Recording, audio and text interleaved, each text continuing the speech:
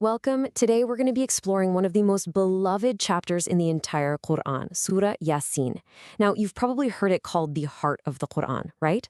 Well, in this explainer, using some wonderful material put together by Mir Ali Shah, we're going to get into what that really truly means. And it's so much more than just a title. It's about its living, breathing function in our lives. So before we begin, let's just center ourselves and set our intention. أعوذ بالله من الشيطان الرجيم. بسم الله الرحمن الرحيم. I seek refuge in Allah from the accursed Satan. In the name of Allah, the most gracious, the most merciful. You know, the material that inspired this explainer starts with this really powerful idea, one that kind of reframes how we think about the Quran. It suggests that the holy book doesn't just speak to us. It beats. Wow, think about that for a second. While other parts of the Quran might lay out laws or tell stories or just shatter our assumptions, Surah Yā-Sīn, it has a different job. Its job is to circulate spiritual life. It's the very pulse of revelation inside the human heart. Okay, so let's really dive into this, the heart of the Quran. Why that name? The tradition tells us it's not really about summarizing doctrines or beliefs. No, it's all about its function. Its purpose is to act like a spiritual defibrillator, keeping our faith alive, especially in those moments when our certainty starts to tremble. And this is what's so fascinating.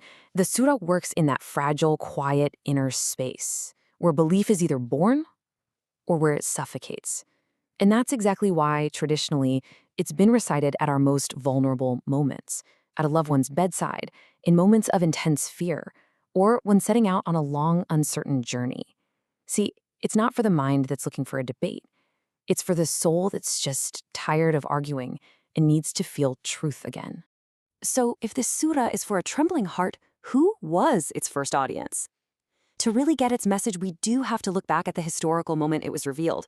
But as you're about to see, this is so much more than a history lesson. The state of its original audience is actually a timeless mirror for the human soul, for all of us. The Quran tells us the surah was sent to a people whose forefathers were not warned, so they are heedless. And that one word right there, heedless, that is absolutely crucial.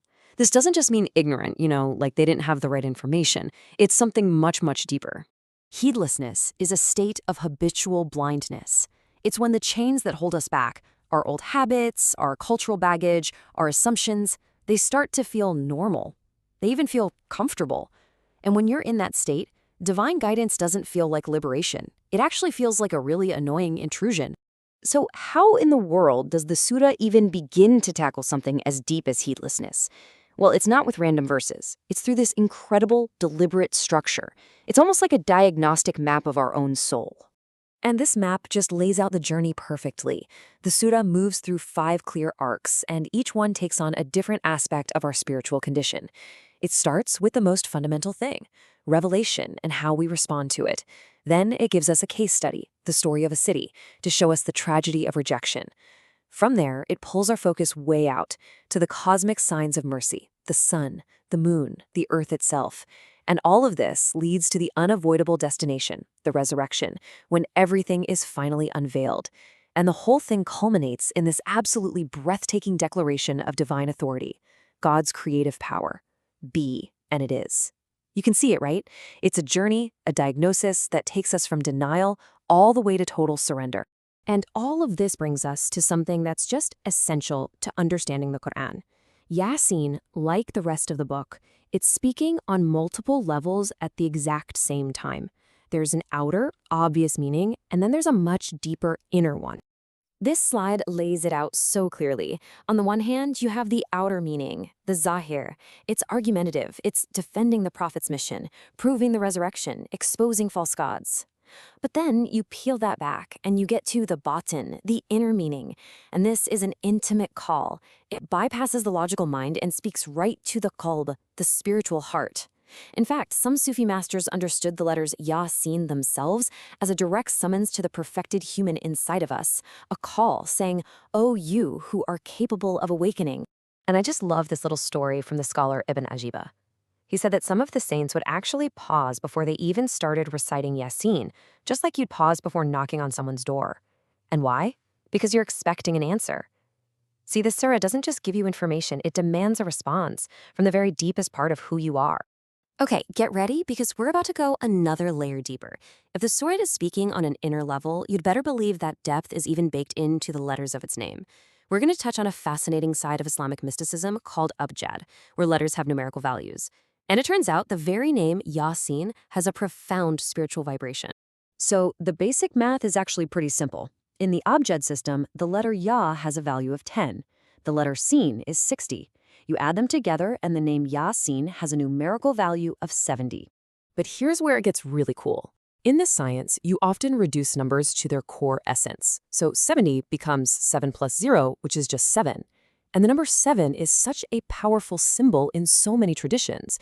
It represents completion, wholeness, spiritual ascent. Just think of the 7 heavens or the 7 times we circled a Kaaba. It's a number of spiritual journey. And believe it or not, it goes even deeper.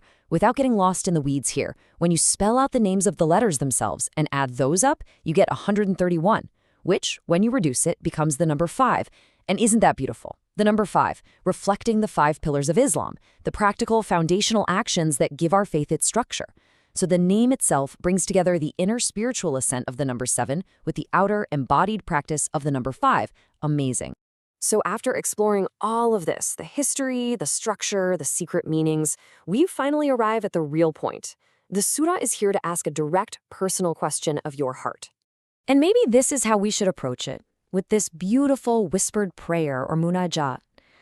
O Allah, O opener of sealed hearts, do not let my heart be absent while my tongue recites it. Let Yā-Sīn circulate life through my soul again. It's just a simple plea to be present, to let the surah do the work it was sent to do inside of us. And this brings us right to the most important takeaway from our whole exploration. The opening verses of Surah Yā-Sīn are not there to give you information. They are diagnostic. They are a mirror held up to your soul, designed to show you the true condition of your own spiritual heart. And so we end with the question that this surah places right in front of each and every one of us. When revelation, when truth, when guidance reaches you, does it awaken you? Or does it just expose the parts of you that have already started to harden? This isn't a quiz. There's no easy answer. It's a question for the heart to hold.